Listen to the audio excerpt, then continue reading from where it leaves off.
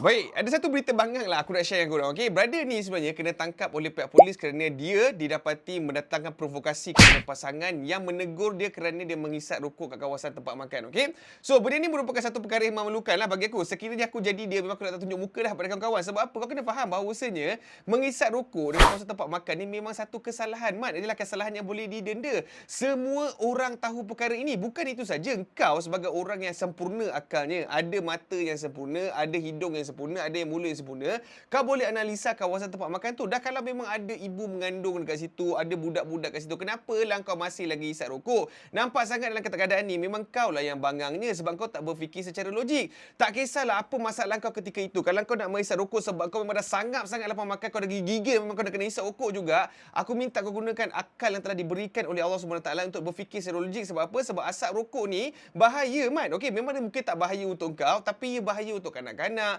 ia bahaya untuk ibu mengandung. Kau pun boleh tengok dekat paket-paket rokok ni kan, memang dah ada tulis dah asap rokok ni ada mengandungi bahan kimia yang boleh mendatangkan bahaya kepada bayi dalam kandungan dan ia boleh mengakibatkan bayi pramatang. So takkanlah benda tu kau tak faham-faham lagi. Dah berpuluh tahun ni hisap rokok, dah banyak kali kau tengok gambar tu, takkanlah kau tak tahu bahawasanya asap rokok ni memang bahaya untuk orang lain. Takkanlah benda tu kena diberitahu, takkanlah benda tu nak kena dicakap. Kau takkanlah tak boleh fikir, kau dah tua bangka. So bila ada perkara ini terjadi dan pihak polis menyiasatlah anak ini kerana dia mendatangkan provokasi sebab ditegur kerana hisap rokok dekat kawasan tempat awam, bagi aku memang padan muka dia biar dia rasa. Sebab apa? Kadang-kala kita kena faham, walaupun kita memang dah kakas nak hisap rokok, memang dah sangat-sangat nak hisap rokok, kita kena faham kita hidup dalam kawasan yang bermasyarakat dan ada orang yang mungkin Allah dengan asap rokok ni, especially budak-budak dan juga ibu yang mengandung. Okay? So kepada perokok-perokok di luar sana, tolong gunakan akal yang telah dikurniakan, jangan jadi bangang sangat, tolong hisap rokok di kawasan yang tidak ada orang ramai. Okay? Bye-bye.